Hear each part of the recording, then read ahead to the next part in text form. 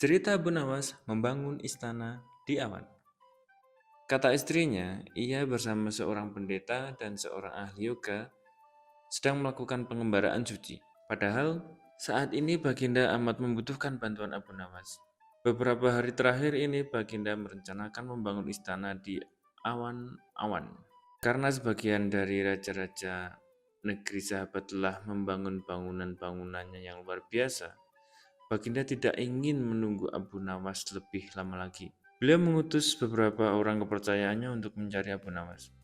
Mereka tidak berhasil menemukan Abu Nawas karena Abu Nawas ternyata sudah berada di rumah ketika mereka baru berangkat. Abu Nawas menghadap Baginda Raja Harun al-Rasyid, Baginda amat riang. Saking gembiranya beliau mengajak Abu Nawas bergurau.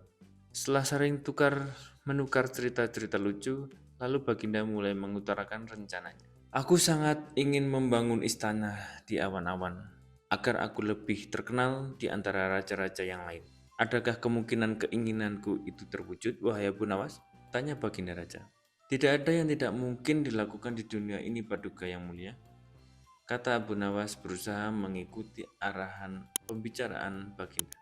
Kalau menurut pendapatmu, hal itu tidak mustahil diwujudkan, maka aku serahkan sepenuhnya tugas ini kepadamu, kata Baginda puas. Abu Nawas terperanjat.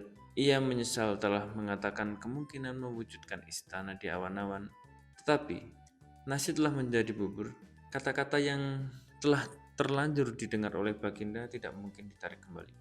Baginda memberi waktu Abu Nawas beberapa minggu. Rasanya tak ada yang lebih berat bagi Abu Nawas kecuali tugas yang diembannya sekarang. Jangankan membangun istana di langit, membangun sebuah gubuk kecil pun sudah merupakan hal yang mustahil dikerjakan.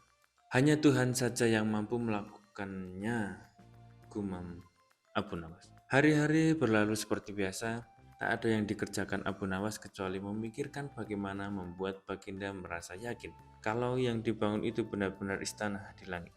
Seluruh ingatannya dikerahkan dan dihubung-hubungkan. Abu Nawas bahkan berusaha menjangkau masa kanak-kanaknya sampai ia ingat bahwa dulu ia pernah bermain layang-layang. Dan inilah yang membuat Abu Nawas girang. Abu Nawas tidak menyia-nyiakan waktu lagi. Ia bersama beberapa kawannya merancang layang-layang raksasa berbentuk persegi empat. Setelah rampung, baru Abu Nawas melukis pintu-pintu serta jendela-jendela dan ornamen-ornamen lainnya. Ketika semuanya itu selesai, Abu Nawas dan kawan-kawannya menerbangkan layang-layang raksasa itu dari suatu tempat yang dirahasiakan. Begitu layang-layang raksasa berbentuk istana itu mengapung di angkasa, penduduk negeri gempar. Baginda Raja girang bukan kepala. Benarkah Abu Nawas berhasil? Benarkah Abu Nawas berhasil membangun istana di langit? Dengan tidak sabar, beliau didampingi beberapa orang pengawal bergegas menemui Abu Nawas.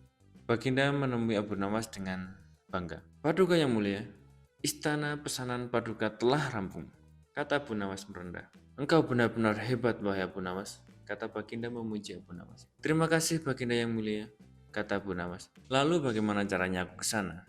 Tanya Baginda. Dengan tambang, Paduka yang mulia, kata Abu Nawas dengan tenang. Kalau begitu, siapkan tambang itu sekarang. Aku ingin segera melihat istanaku dari dekat, kata Baginda tidak sabar. Hamba Paduka yang mulia, hamba kemarin lupa memasang tambang itu sehingga seorang kawan hamba tertinggal di sana dan tidak bisa turun, kata Abu Nawas mulai berkelit. Bagaimana dengan engkau sendiri Abu Nawas? Dengan apa engkau turun ke bumi?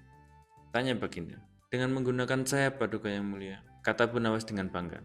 Kalau begitu buatkan aku sayap supaya aku bisa terbang ke sana, kata Baginda. Paduka yang mulia, sayap itu hanya bisa diciptakan dalam mimpi, kata Abu Nawas. Engkau berani mengatakan aku gila sepertimu? Tanya Baginda dan sambil melotot.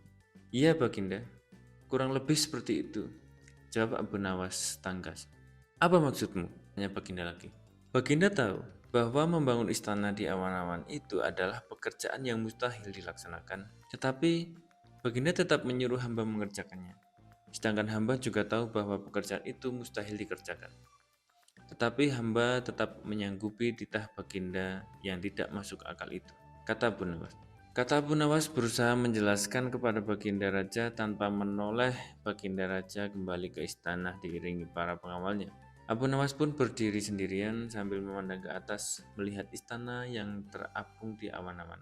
Sebenarnya siapa di antara kita yang gila? Tanya Baginda mulai jengkel. Hamba kira kita berdua sama-sama tidak waras, tuanku, jawab Abu Nawas tanpa ragu. Terima kasih.